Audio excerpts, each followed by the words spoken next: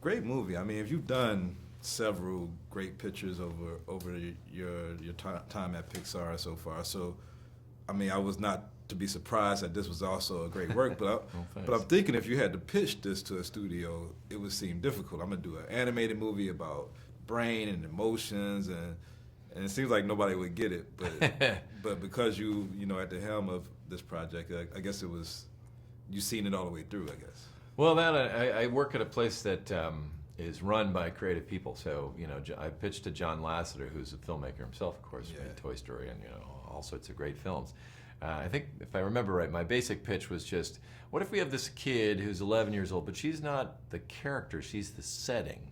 Because inside of her head are her emotions that help her deal with everyday life. And then I had like a scene, just to give an example of how that would play out. And John was able to see the potential in that and helped kick around ideas and develop things and challenge us and push us. So it was not easy. Yeah, but it came out great. And No,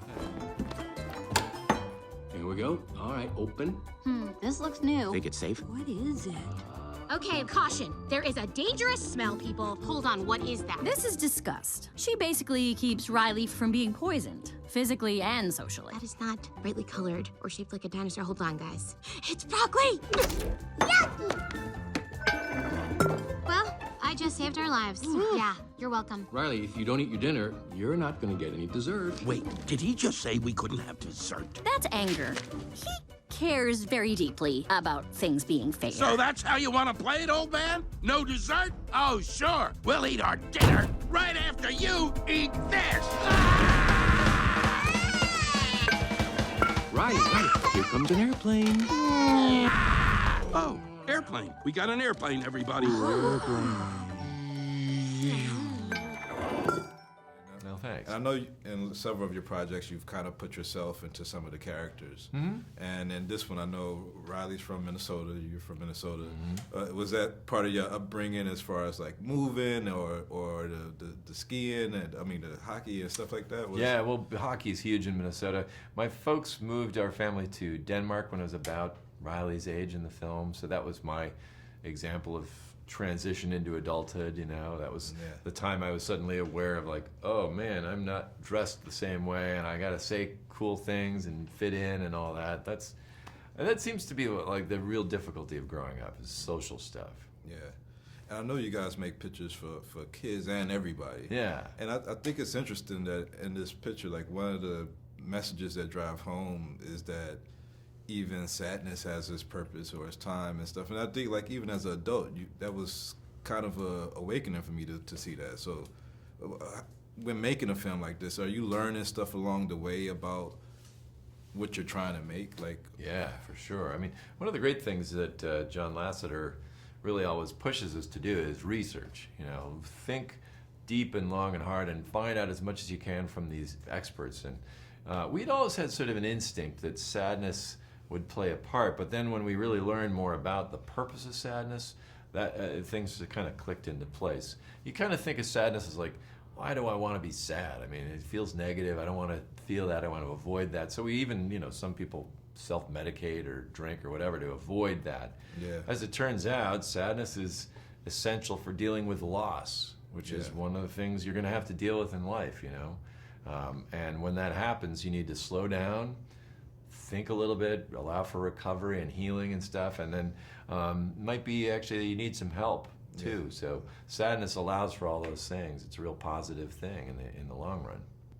And I was just talking to somebody else about Walt Disney, and they talked about how a lot of his creations came out of a place of like sadness from growing up. So you see like a lot of people are able to turn their sadness into something positive, and that's great. Yeah, I kind of feel like there's nothing really that you can benefit and gain from without a little bit of loss somewhere, or maybe a lot of loss, you know.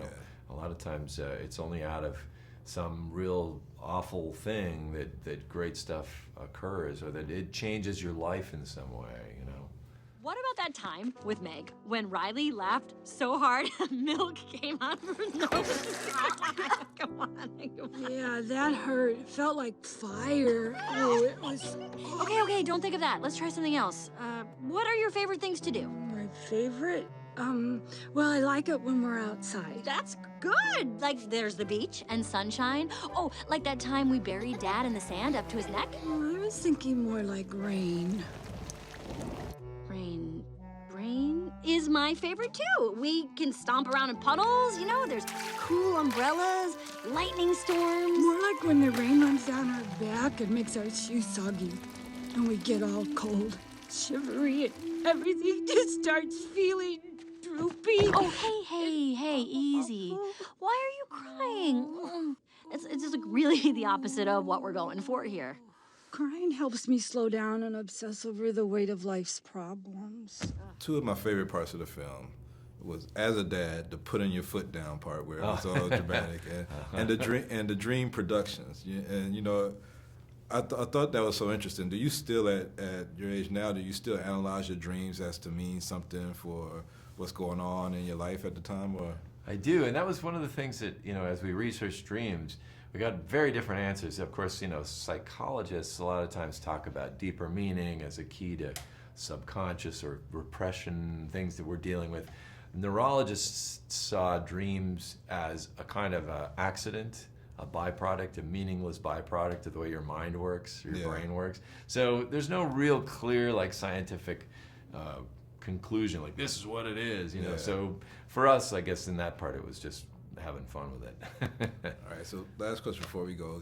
You were Pixar's 10th employee, and you had the pleasure of meeting Mr. Steve Jobs and everything else. Could you take me back to early in that time? Because I remember in your Oscar speech when you spoke about going from this flip book to being on that stage. Can you take me back to like your first days at Pixar and how that felt in that period?